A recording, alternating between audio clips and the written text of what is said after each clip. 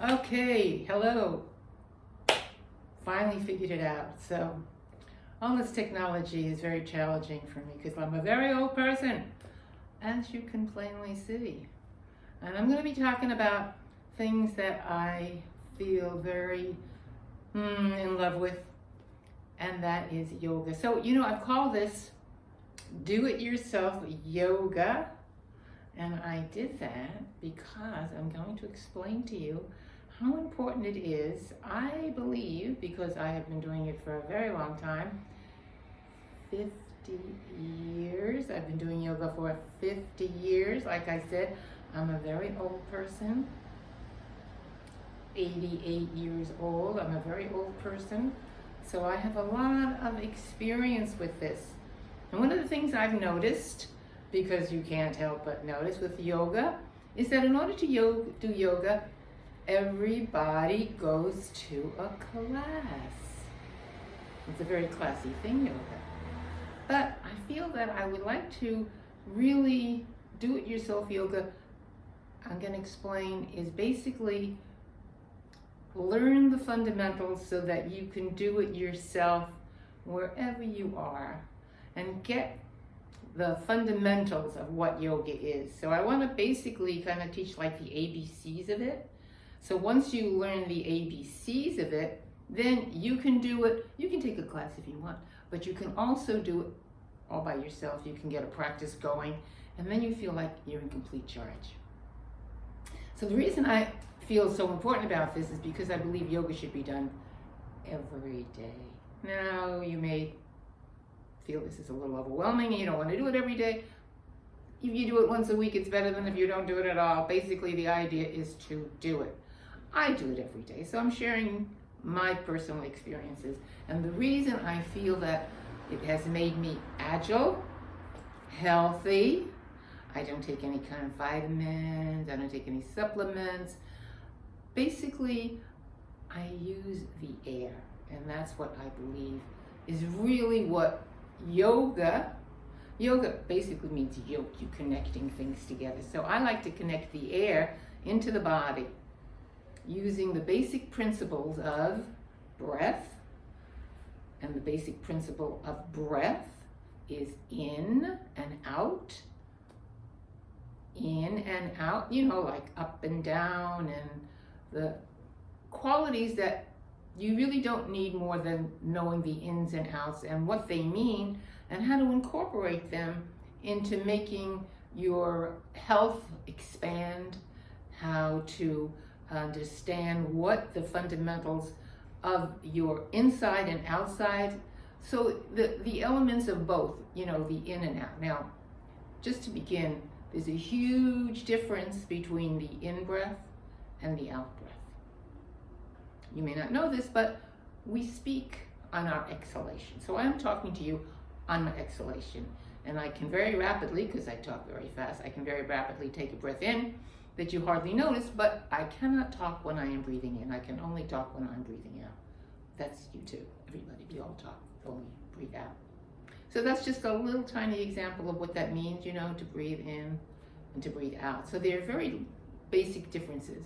So the fundamentals, one of them, which I'm going to explain to you, I don't know if I'll do that right now, but let me just say I'm a little nervous here. I've never done this before. I want to introduce it to you so that you'll be thrilled. You're going to like, oh my God, I got to watch this all the time.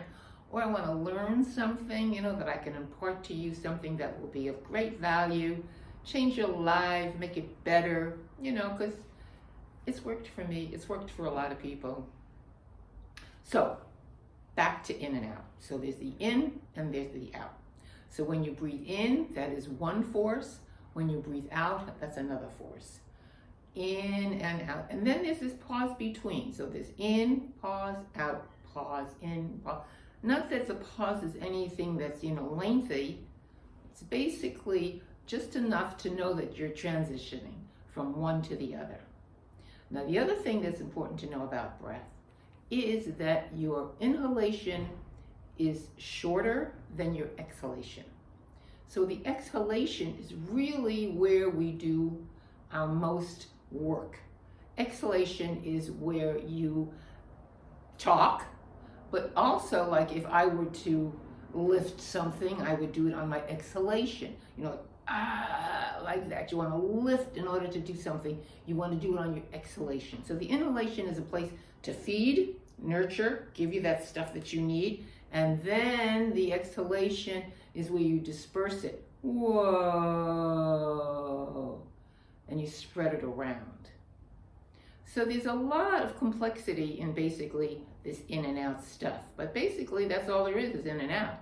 And I want to give you the understanding of what that means, how you can incorporate it into your life, how you can do it practicing specific postures, but how you can do it with anything you do, taking a walk, doing the dishes, whatever you do in your life, to be able to basically take this force that is the thing that keeps you alive, because we live in this atmosphere of air. We live in air. That's our home, air.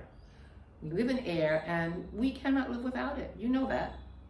You can live without food for a little while. You can live without water for a little while, but you cannot live without air. Not for more than a few minutes. You need that air all of the time. So it's good to know that. And so what the breathing that I'm going to show you, there are a number of different ways you can call it. You can call it conscious breathing, rather than just, breathing without being aware that you're breathing, which is most of us do all of the time. We're always breathing because it is life.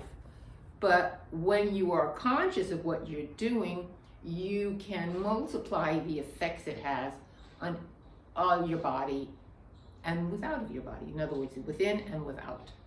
Not without your body, but without your body. Get that? So, breathing consciously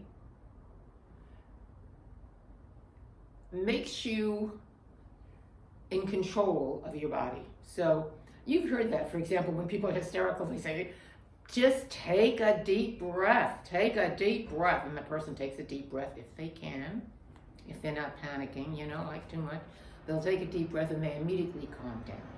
So in conscious breathing, in regulated breathing, you are consciously, continuously breathing in, deeply breathing out, deeply breathing in, deeply breathing out, deeply for a period of time, and that then builds of itself a certain strength within you that enables you to jump over the moon and do all these kinds of magic things. It enables you to be in charge of your body, and the inside as well as the outside, to take charge of what is going on, to understand your body better, and then to make your body you are in charge. You run the show, and your breathing dictates how you're going to do it, and then your body does as it's told. Kind of like that. It's like many ways to put it, and I'll be putting it many different ways because I'm going to be doing a whole series of different ways you can do it. This is my very first, so forgive me if I'm a little bit lumpy in the way I talk, in the way that I'm trying to express myself, because I have no idea how this is going to come across until I view it.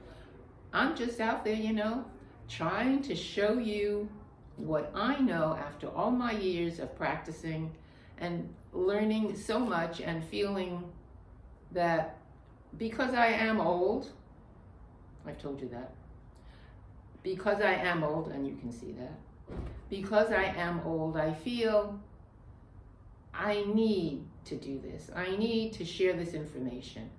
Who knows when I'm going to kick the bucket and go goodbye. And I don't want what I have learned to just disappear when it has given me so much.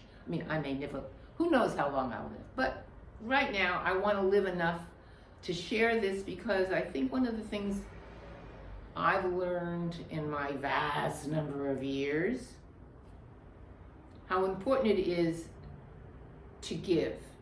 And part of breathing is, we always breathe in and out. So part of us is taking in and part of us is giving out. So we're always in a process of taking stuff and then giving it out. And every time you exhale, you are giving out of yourself, because you take in air and you breathe out air. They have gone through some transition in the process, that you breathe in one kind of air, you breathe out another kind of air. Okay, so here, try this. Breathe in. As you breathe in, you can feel the air right by your nostrils. Just check out your nostrils, because your nostrils are very active. Like, let's face it, what's the most important thing right on your face? What's right in the middle of your face is your nose, right? Nature, God, whatever you want to call it, wouldn't put it there if it wasn't like vital. It would put it like here or, back there, but it's not. It's right there, right there. And these things that you have on the side, these nostrils, they expand to take in more air when you need it, or when you're trying, to really emphasize your inhalations. So as you experience those feelings that are right there for just a few minutes, just take a few breaths. Do it all through your nose, because you really want to always breathe through your nose when you can. It's better. You inhale through your nose, exhale through your nose. Sometimes you want to exhale through your mouth because it's a little stronger. But right now we're just going to do it through the nose. So as you breathe through your nose, inhale through your nose, you can feel the air coming in. You can feel it, the temperature of the air by your nostrils coming in, and it's cool. It's cool air, and it's dry. It's cool, dry air that you breathe in. And then as you breathe out, the air is warm and it's moist. So there's been a transition. We have changed the chemistry of the air by when it goes in and when it goes out. When it comes in, it's the air that is just surrounding us all over. Air, air, air. Everybody shares the air. It's very universal. We all share this air, and it comes into our body. But then it becomes our body, and it becomes everything. It takes my form. It takes the form of your body.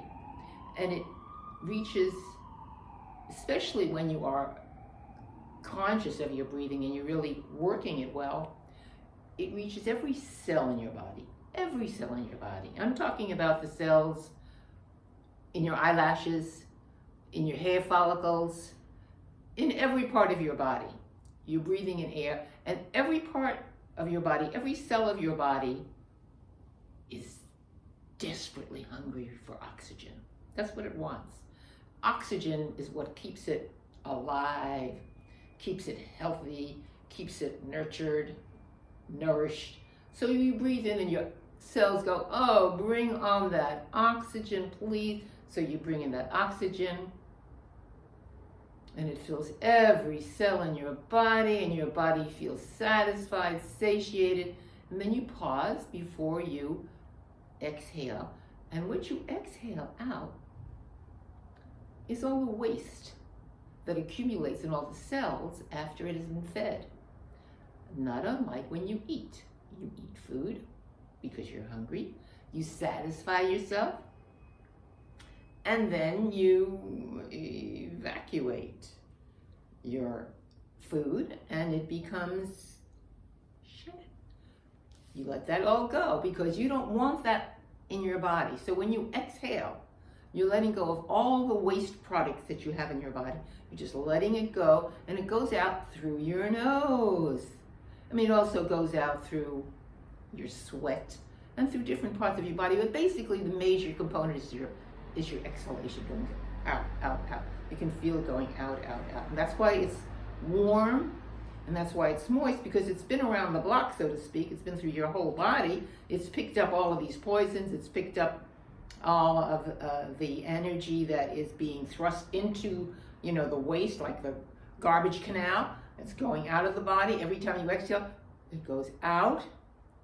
And then you pause for the transition to allow the self to come in with all the other stuff, which is the nurturing, the part that feeds you. So you take that in, filling you up, feeling really good. Then you pause, and then you let that all out. So that's kind of the basic understanding of the in and out and what I'm trying to get at here. But it's certainly much more complex than that. And what I'm going to attempt to do is show how you can use your body to multiply aspects of it so that you can connect to the universe and be a conduit between the outside and the inside as you constantly transit from one element of taking it in to the other, letting it all go. In and out, like that. Real simple. It isn't really hard. It's very easy. And as I said, the whole magic of it is doing it. Okay.